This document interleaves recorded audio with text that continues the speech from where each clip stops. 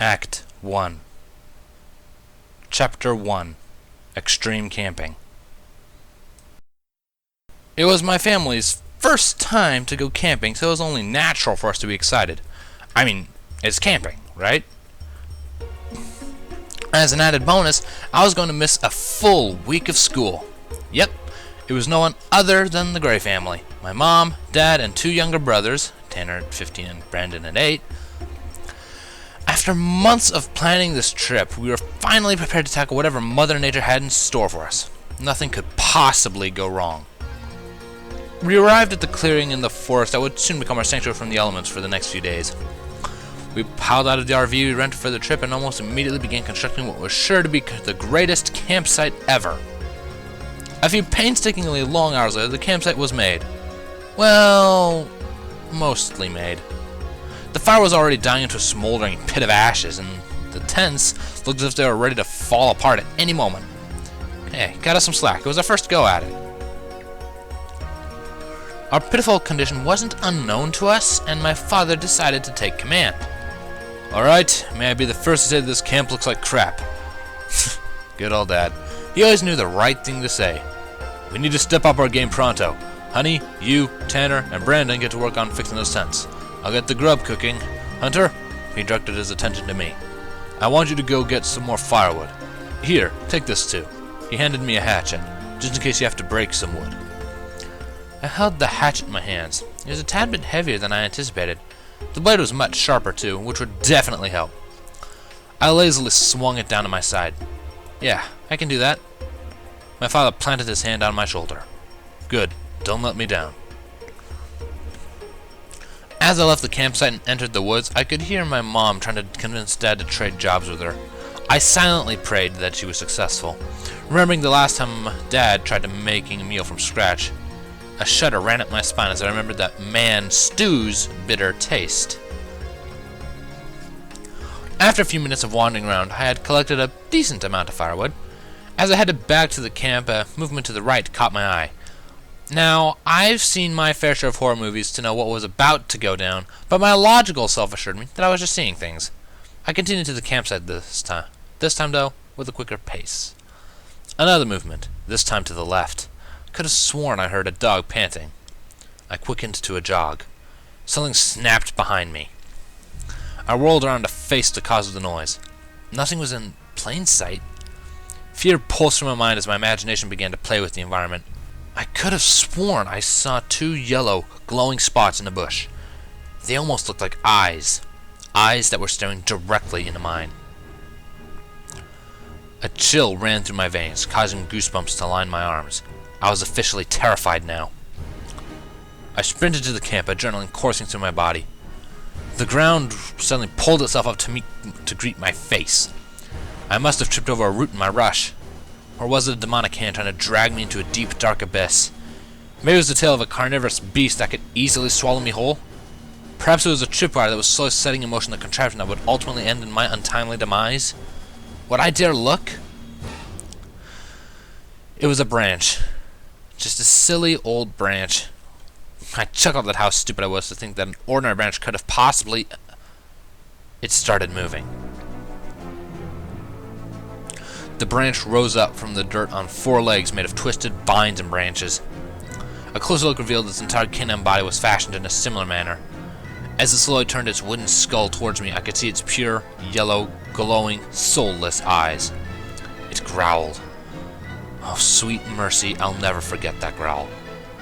It sounded as if somebody took a large branch and scraped it across pavement as slowly as possible. I heard it behind me, too. I shot up from my prone position and twirled around to find 6 others between me and the campsite. To my displeasure, they were large. Each one rose to at least my stomach in height. They looked angry and hungry. Every fiber of my being screamed at me to run. My eyes darted from left to right, desperate to find an escape. The abominations were everywhere.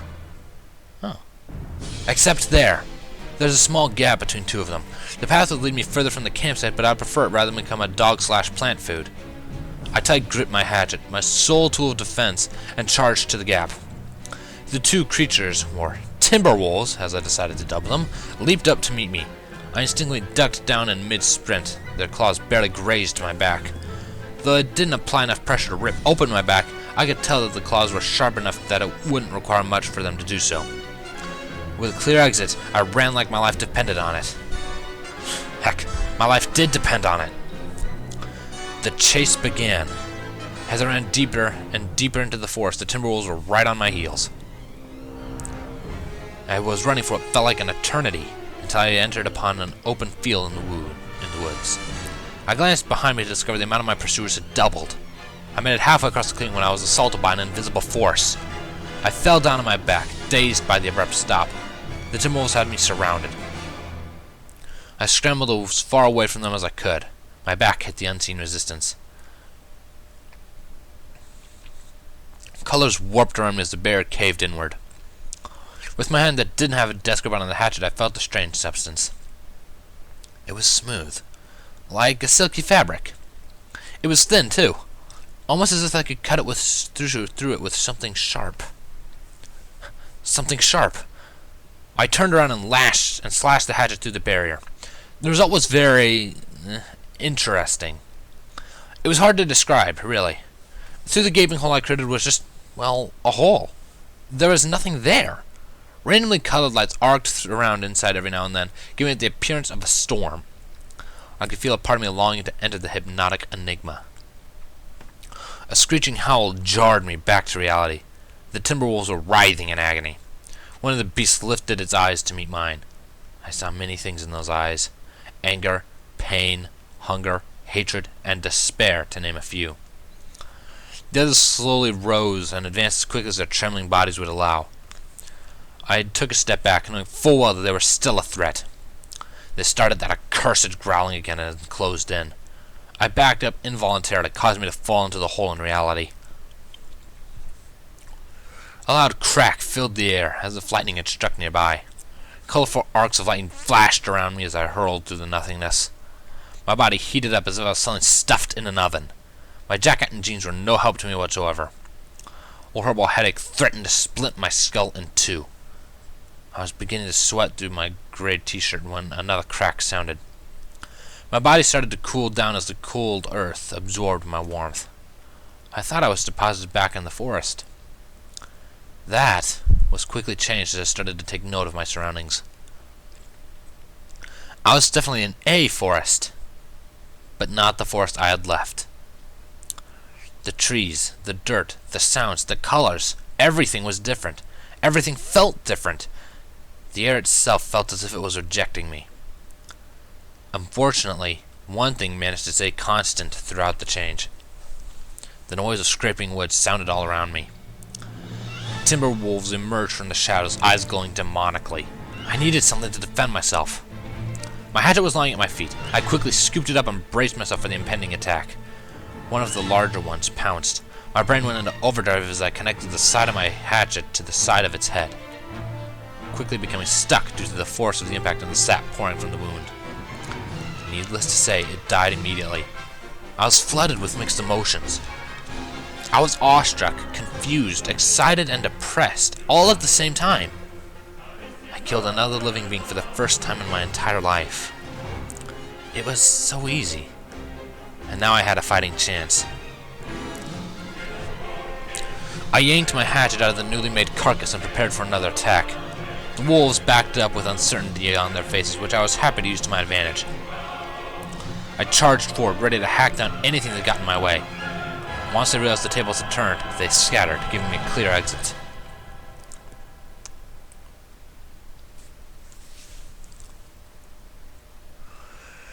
I ran and ran until the sun began to set.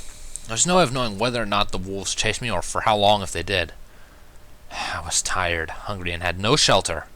I had cuts and bruises everywhere from my journey. The only thing that could make this worse... crack!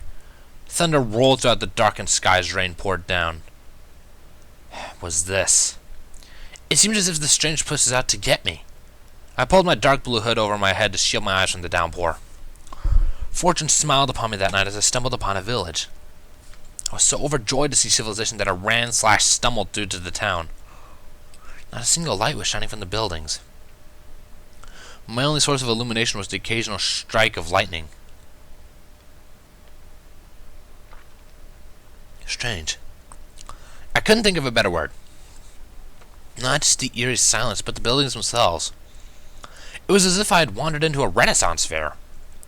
The buildings looked fairly new, but their design was far too old for this time period. I even spotted a few circus tents in some areas. Out of all these sights, nothing was more outlandish than the 4-story life-size gingerbread house. I probably stared at that structure for at least half an hour before another clap of thunder jarred me out of my trance. I walked away from the building, looking back every now and then to see if my eyes were working correctly.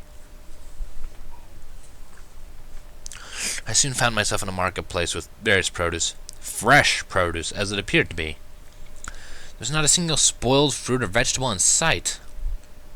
I approached a wooden stand loaded to the brim with apples and apple-related products, protected from the raging storm by a green and white striped canopy. My stomach growled at the sight of all the beautiful food. In fact, it looked almost too beautiful. My hand hovered above a shining red apple. If it was real, then that would imply it was recently picked, which meant someone would have had to pick it. It would also mean that people were recently here, but where would they be? Unless the food was plastic, in which case this place was either a closed or abandoned theme park. There were too many possibilities and only one way to narrow them down. I grabbed the apple and took a bite. It was delicious. I've never tasted anything like it before. It had the perfect amount of juiciness, crunchiness, and sweetness. I nearly cried when I finished. I needed more. I stuffed myself with various apple products, which probably wasn't the best of ideas, until I was filled. Hunger satisfied, I picked up my hatchet I dropped during my apple galore and moved on. The revelation of the fruit changed everything.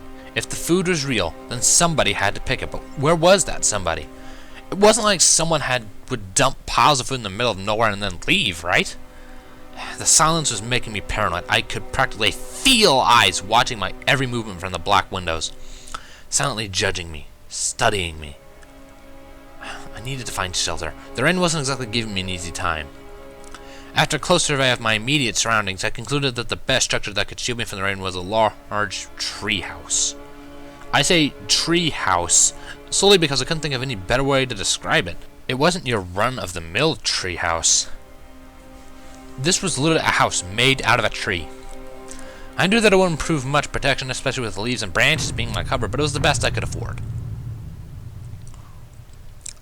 The air became richer and richer with tension as I approached the odd structure. A shadow flashed across one of its many windows. I abruptly froze. There were definitely people here, more specifically in the house. I slowly snuck up to the tree, my back against its bark. I positioned myself in front of the door. If people really were present, and it wasn't just my imagination, there'd be no point in scaring the living daylights out of them by peeking through the window.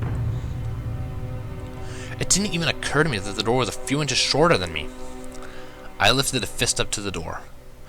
This was it, the moment of truth. I knocked on the door. "It's coming in! Hide!" a hushed voice squeaked from the other side. This was ridiculous. I had only had proof that people still occupied this village, but now I knew they were deliberately hiding from me. Sure, seeing a stranger waltz into town wearing a hood during a storm wouldn't bring out the best impression, but that was no good reason to hide. I've been through plenty today, running from my life, defying the laws of reality, and going all-out survivor in that stupid forest, and a bad first impression wasn't going to be another. And don't even get me started on the whole calling an it thing. I pulled the door open and ducked inside. Now, to say that I was confused would be the understatement of the century. There, before my very eyes, was a bright pink horse. Now, I use the word horse loosely. It had the general build of a horse, but it was smaller, probably just over half my height, and, well, cartoonish.